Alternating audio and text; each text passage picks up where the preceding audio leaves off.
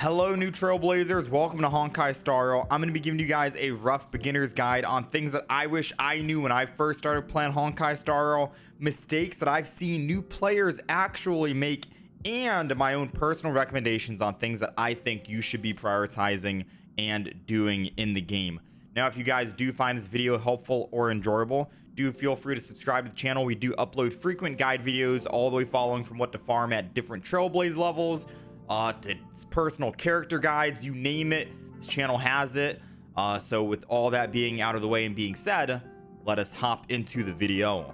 All right, first and foremost, we're gonna hop into Stellar Jades. Stellar Jades is pretty much your premium currency in Honkai Star Rail, which you are gonna be able to spend on limited character banners and limited light cone banners. Now, the limited characters do run for a certain amount of time, normally around like 3 weeks, 21 days. This current banner right here is gonna be ending in a day and 17 hours.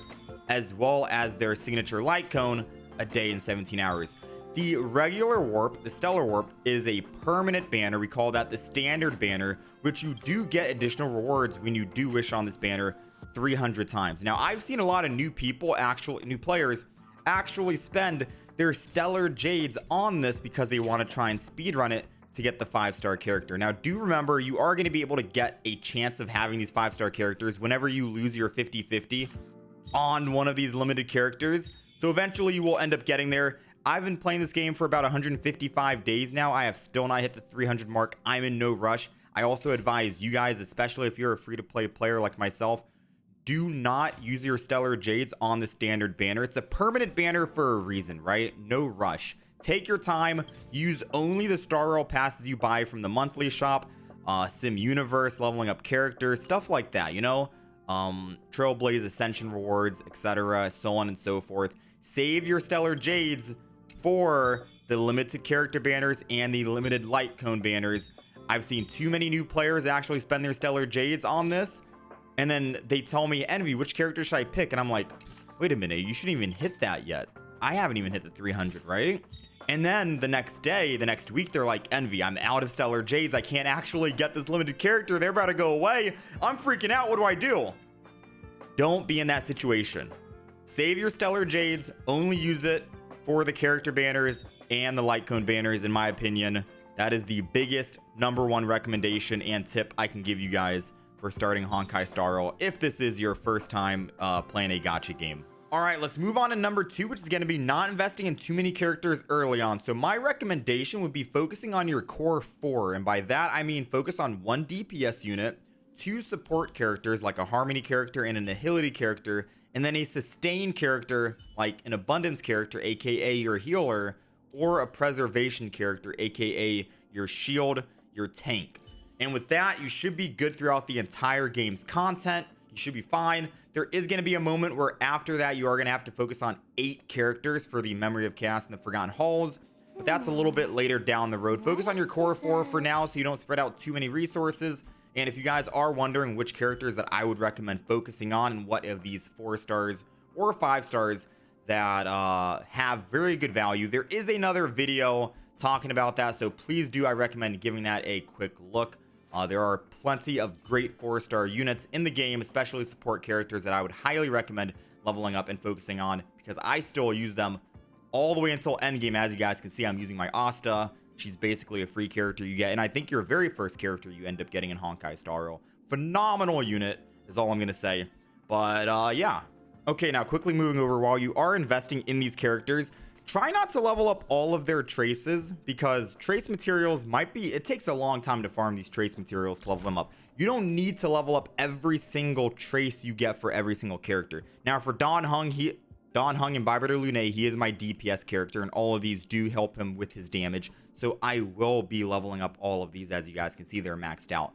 But characters like Asta, like I've mentioned, all I really need is my talent leveled up and my ultimate to give speed to the enemies and attack percent, like 70% of it, to my teammates, and I'm pretty much good, you know? For example, Jing Yuan, he has these maxed out because he's going to be Eing most of the time. His ult, damage, and talent. He rarely ever single attacks because you always want to be building stacks with a skill, which is why I never actually leveled up his auto attack. I get to save a little bit of money, credits, trace materials, so on and so forth. Japard, my shielder, my preservation character, I maxed out his ultimate. I don't really need to level up anything else other than that. His ult is pretty much good to go. You guys see where I'm going with this? Su Shang, she's my DPS character, so she's maxed out. She's a hunt character. She kind of needs it. So on and so forth. Ting Yun, skill and ultimate, not so much maxed out on the basic attack. We're using her for her buffs, not really for her damage. Now Yukong is the exception, and she does provide exceptional damage, which is why we maxed her out, even though she's a Harmony character. But I think you guys get the point, right? That I'm trying to make. You only need to level up certain traces depending on the character. And if you guys are wondering what trace to level up for which character, then do look over my individual character guides for said character. And I do tell you the trace priority on what I normally focus on. Okay, and talking about focus, I want to mention when you are using your preservation character on your team, make sure your preservation character is all the way on the far left side for your team or all the way on the far right. So preservation characters have the highest taunt value in the game, and when they get hit by an AoE hit by the enemy, they are gonna be they are gonna have their allies, aka your allies, get hit in the process. So if Japard, for example, is right here in the middle and he gets hit by an AoE attack from the enemy, Silver takes damage and Pella takes damage as well.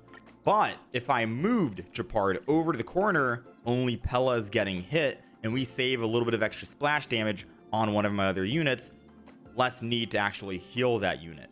So either 1 or 4. So if Japard is on number 1, for example, then Japard will get hit, and then Silver will get hit. Pella and Don Hung are good on that front. Now, do keep in mind, this only applies to some enemy attacks, not all enemy attacks, because some enemy attacks will attack the entire team no matter what. But if it's going to be like splash damage, then make sure your preservation character is on the left side or on the right side. Okay, let's start rapid firing through some of these next ones here. Number 5 is going to the monthly shop and buying these free wishes every single month. Star Rail passes, special passes, Star Rail passes, and Tracks of Destiny. They're available every single month on the reset in the Embers exchange, and you get this Undying Ember by pretty much just wishing. So you should have that currency, and you should have enough to actually fully buy out 5 wishes each and the Tracks of Destiny. Make sure you guys do that every single month. And speaking of routine, if you want to head over to your assignments here on the menu screen, you want to always prioritize XP materials and credits. All right, the rest of the stuff you don't really need. You don't need any of the synthesis materials, character materials, really. Focus on the XP materials and the credits. Light cones are very hard to come by unless you're farming the calyx. Credits, XP as well. It's all resources that you need for your characters to either level them up, level up light cones, and credits are the backbone of literally everything. These are the 3 that you should be prioritizing on. And then your 4th and final one, you can kind of use it for whatever you want. So I'm using it on pretty much character materials. And after you do pick what you want to send out your characters on, this might be hard to actually achieve early game because you're going to have a lack of characters to actually do this.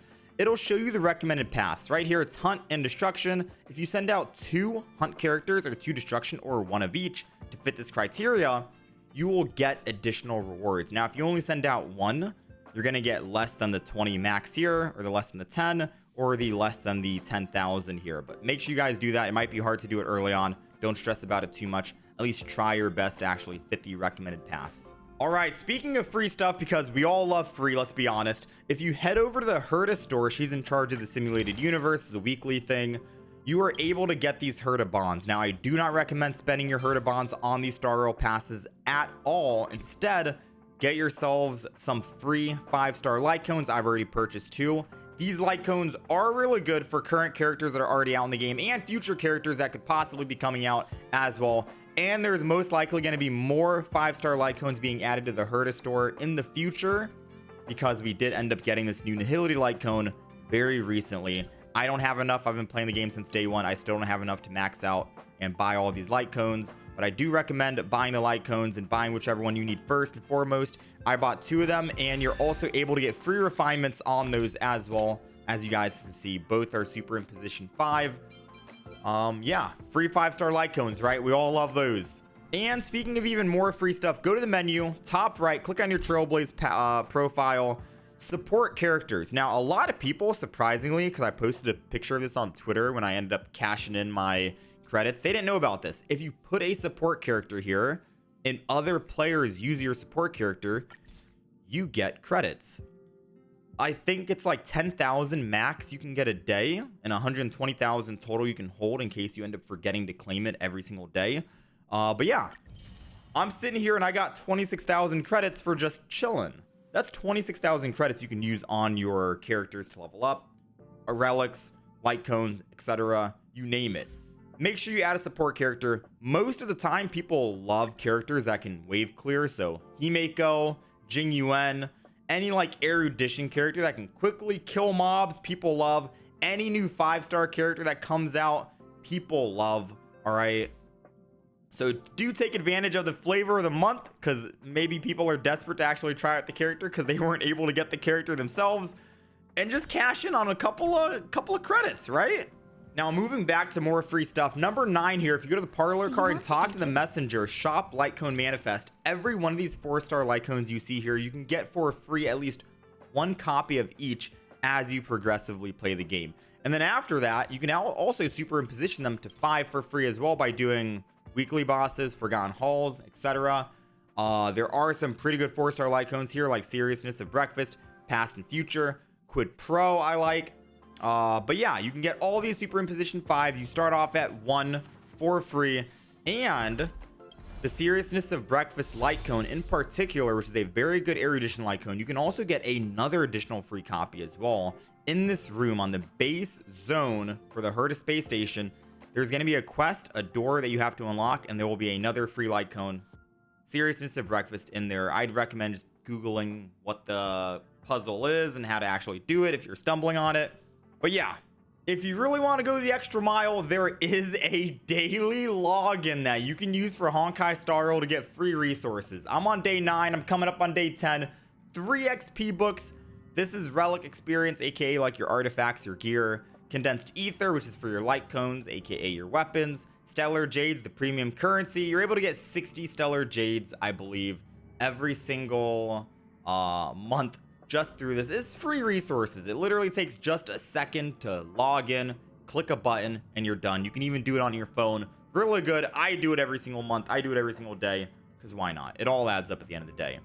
And then last but not least, the biggest advice I can give you guys if you guys are new to Honkai Star Rail is subscribing to the channel for future guide videos such as this, and character guide videos and everything in between.